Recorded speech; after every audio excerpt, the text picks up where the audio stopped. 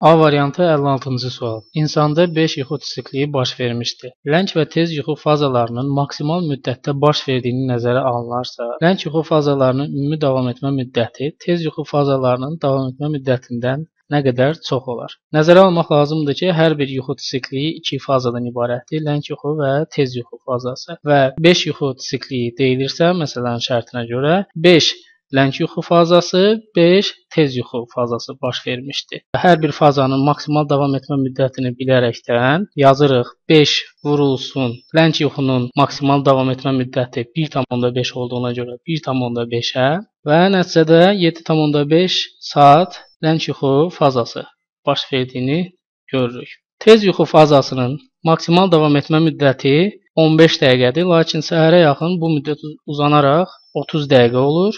Və yazırıq 4 dəfə 15 dəqiqə, bu bizə 1 saat edir.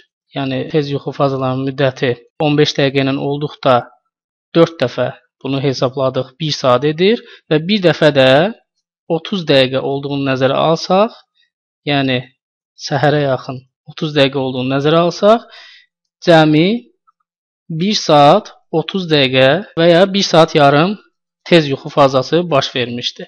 Və məsələnin şərtinə görə bizdən ləng yuxu fazalarının ümumi davam etmə müddəti tez yuxu fazalarının ümumi davam etmə müddətindən nə qədər çox olduğu soruşulur.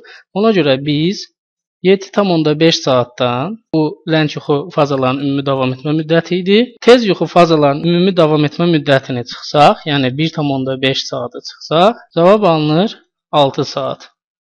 Yəni, ləng yuxu fazalarının davam etmə müddəti tez yuxu fazalarının davam etmə müddətindən 6 saat çox olmuşdur. Düzgün cavab A variantı.